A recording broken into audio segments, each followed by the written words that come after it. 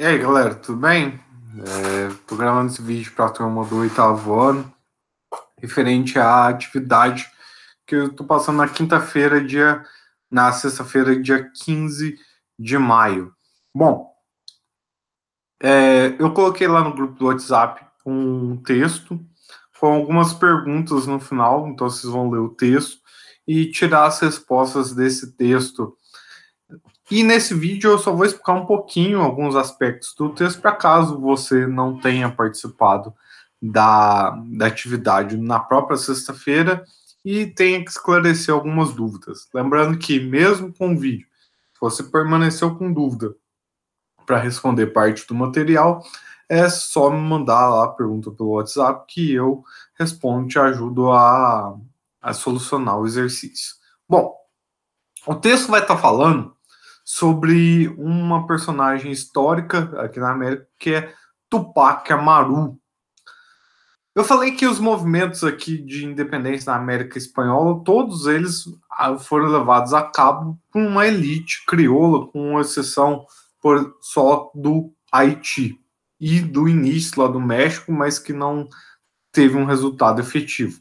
Assim como lá no México, em que uma camada popular da sociedade tenta exercer esse movimento de independência, aqui na América do Sul, principalmente na região do Peru, houve também um movimento de caráter popular, liderado então por um indígena. Esse indígena era justamente Tupac Amaru.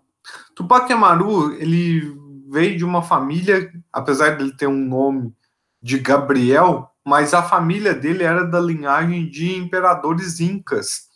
E graças à riqueza dessa linhagem, ele pôde acumular certa riqueza, o que permitiu que ele tivesse uma tropa de mulas. E numa região como essa, que não existia transporte de massa, ter uma tropa de mulas significava, então, ter uma certa garantia econômica, por assim dizer. Então, ele fazia ligação econômica, levava produtos de uma região para outra, o que permitia ele entrar em contato com várias pessoas. Bom,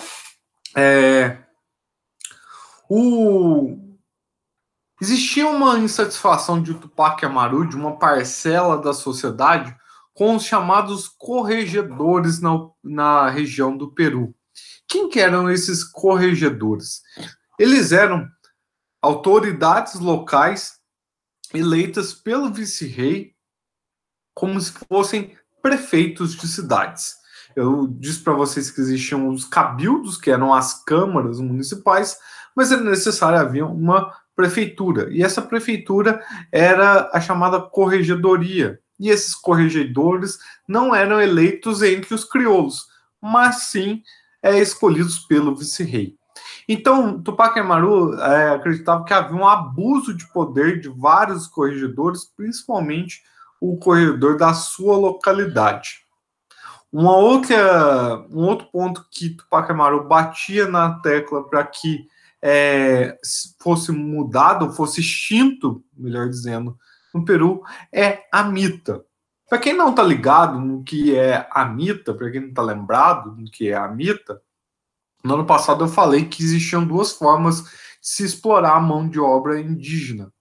Uma delas era através da encomenda, onde o espanhol ele encomendava alguns índios para sua propriedade. Qual que era a obrigação desse espanhol? Alimentar e catequizar esses indígenas. Em troca, os indígenas eram obrigados a trabalhar para esses encomendeiros, como a gente chama. O problema é que tudo isso é obrigado. O índio não tem uma opção, eu não quero ir lá trabalhar. Ele é obrigado a trabalhar. A segunda forma de exploração da mão de obra indígena era através da mita, que era uma escravidão temporária, mas ao mesmo tempo não podia ser considerada totalmente uma escravidão. Que era deslocar um grupo de indígenas de uma área para outra, e ao deslocar esses indígenas, eles tinham que realizar um trabalho obrigatório nessa nova região.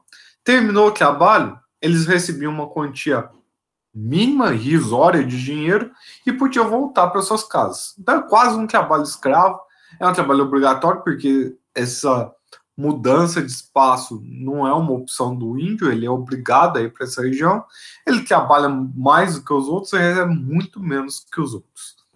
Então isso é uma coisa que Tupac Amaru também vai ser contra e vai lutar para ser contra.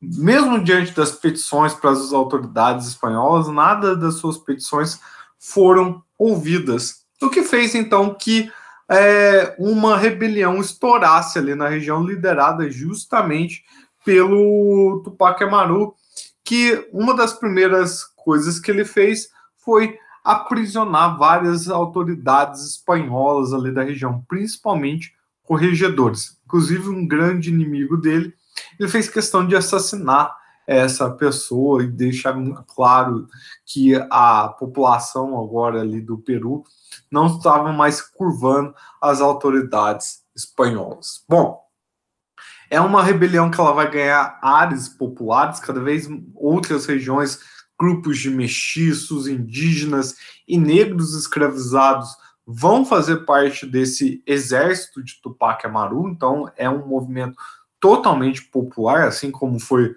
o de José Hidalgo lá no México, e que em um dos eventos Tupac Amaru invadiu uma cidade,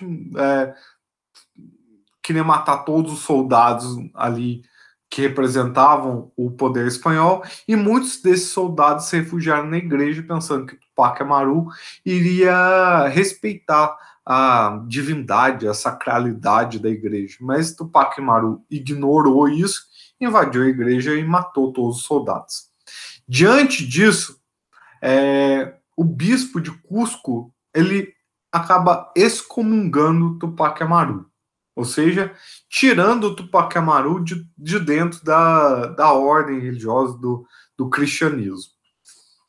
O que significa isso nos termos práticos? Eu falei um pouco disso para vocês no ano passado, quando eu falei de reforma protestante, mas para a gente lembrar, quando uma pessoa é excomungada dentro de uma sociedade que é cristã ou católica, principalmente, é como se ela se tornasse um alien. Ela é uma pessoa diferente. As pessoas não querem ter contato com essa pessoa porque acham que essa pessoa agora não recebe mais a graça de Deus.